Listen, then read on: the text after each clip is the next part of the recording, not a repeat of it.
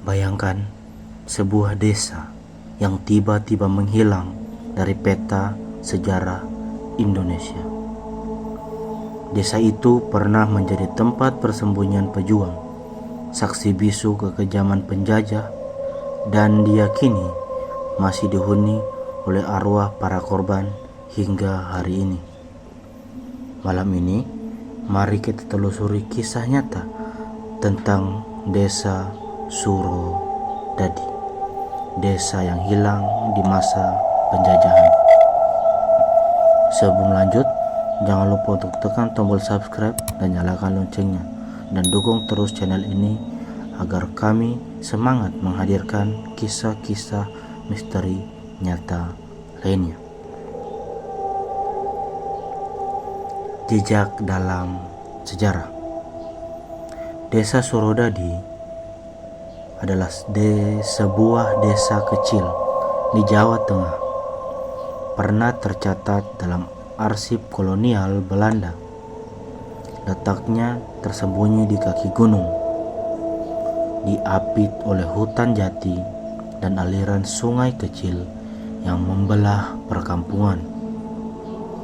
Walau terpencil, desa ini memiliki posisi yang strategis, jalur tikus bagi para pejuang yang melawan penjajahan. Catatan Belanda menyebutkan bahwa desa ini berpenduduk sekitar 60 keluarga. Mereka hidup dari bertani dan beternak. Namun, pada tahun 1942, setelah Jepang mengambil alih kekuasaan, desa itu lenyap begitu saja. Tidak ada laporan resmi tentang evakuasi, tidak ada catatan kematian massal, seakan-akan desa itu hilang ditelan bumi.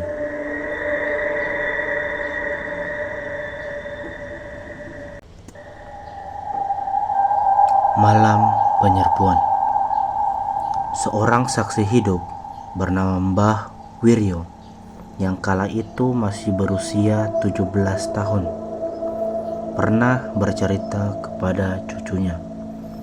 Malam itu sekitar pukul 11, suara derap sepatu tentara Belanda menggema di jalan tanah desa. Obor-obor menyala dan teriakan keras terdengar, "Cari mereka, tangkap semua pengkhianat itu." Penduduk yang mendengar itu berhamburan. Sebagian bersembunyi di sawah, sebagian lagi mengunci pintu rumah rapat-rapat. Namun, para serdadu mendobrak rumah satu persatu. Jeritan perempuan dan anak-anak pecah kala itu, yang diiringi oleh suara tembakan.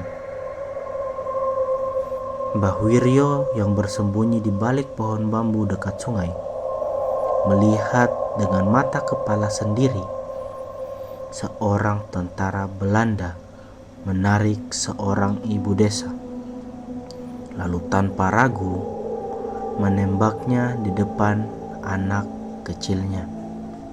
Malam itu desa berubah menjadi lautan darah.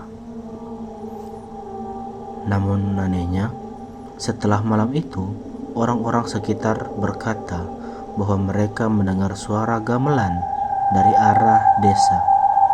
Padahal tak ada lagi yang berani untuk masuk ke sana. Desa hantu. Setelah Belanda pergi, tentara Jepang masuk. Beberapa dari mereka mencoba memetakan wilayah sekitar. Anehnya, mereka menemukan desa itu seakan masih ada, lengkap dengan rumah-rumah bambu, dapur yang berasap, dan anak-anak yang berlarian. Tapi saat mereka masuk lebih dalam, semuanya tiba-tiba menghilang. Yang tersisa hanyalah tanah lapang dengan bekas arang, fondasi rumah, dan sumur tua yang airnya berbau besi karat. Salah satu laporan Jepang menyebutkan seorang prajurit mereka berteriak ketakutan. Ia bersumpah melihat seorang wanita dengan kebaya lusuh berdiri di tengah sawah sambil menatapnya dengan tajam. Beberapa menit kemudian, prajurit itu ditemukan tewas dengan wajah yang membiru dan mata melotot.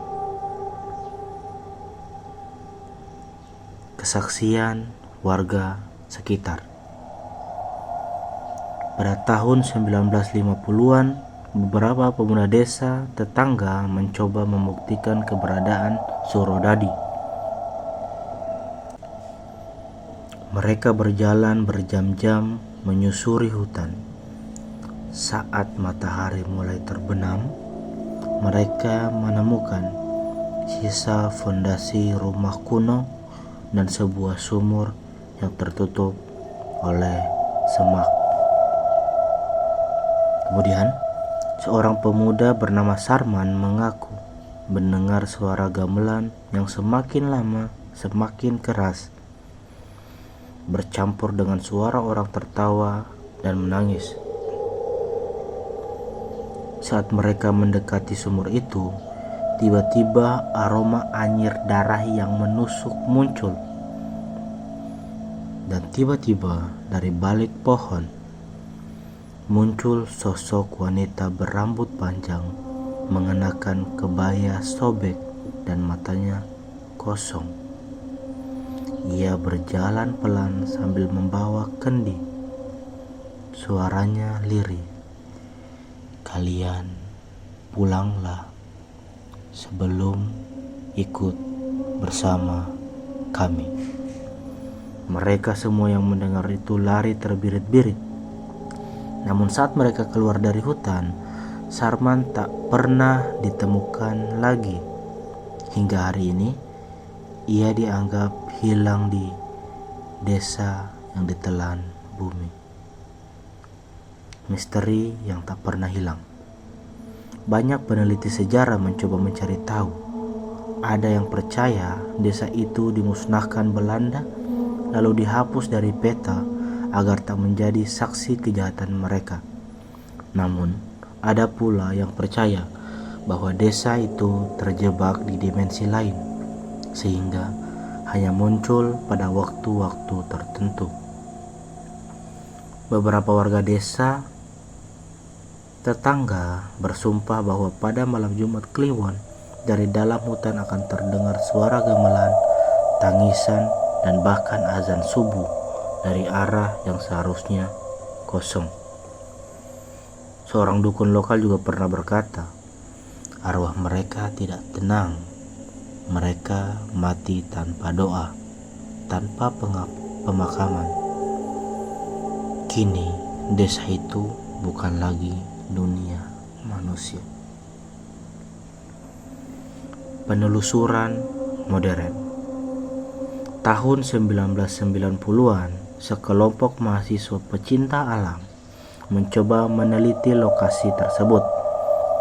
Mereka membawa kamera dan beberapa peralatan lengkap. Namun, setelah masuk ke dalam hutan, kompas mereka berputar tak tentu arah dan peta tak bisa digunakan. Kamera mereka berhasil merekam sesuatu. Bayangan rumah-rumah bambu, sosok orang membawa obor, dan suara gamelan samar. Namun, saat mereka kembali ke kota dan memutar rekaman itu, tiba-tiba gambar dalam rekaman bergoyang keras, lalu layar hitam. Yang terdengar hanya suara seorang perempuan berbisik, "Jangan ganggu kami." Dan sejak saat itu, tak ada lagi yang berani melakukan penelitian resmi di sana. Jejak masa kini. Sampai hari ini, Hutan di mana desa Surodadi pernah berdiri masih dianggap angker. Warga jarang berani melintas, apalagi saat malam. Beberapa sopir truk yang melewati jalan di dekat sana bercerita bahwa mereka pernah melihat rombongan orang berjalan membawa obor di kejauhan. Namun saat didekati, semuanya menghilang.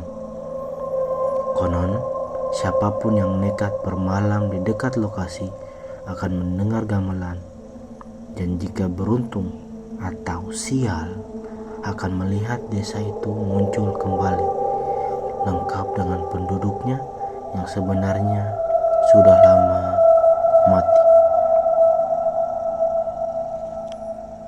Itulah kisah nyata tentang desa Surodadi, desa yang hilang di masa-masa penjajahan. Apakah desa itu benar-benar dimusnahkan oleh para penjajah dan dikutuk selamanya? Atau justru ia terjebak di antara dunia nyata dan dunia arwah? Yang jelas, hingga kini misteri ini masih belum terpecahkan. Jika kalian suka cerita seperti ini, jangan lupa untuk tekan like, share ke teman-teman kalian, dan tentu saja subscribe agar kalian tidak ketinggalan kisah misteri nyata berikutnya. Sampai jumpa di episode selanjutnya, dan hati-hati karena mungkin suara gemelan itu masih bisa terdengar bahkan dari tempat kalian duduk sekarang.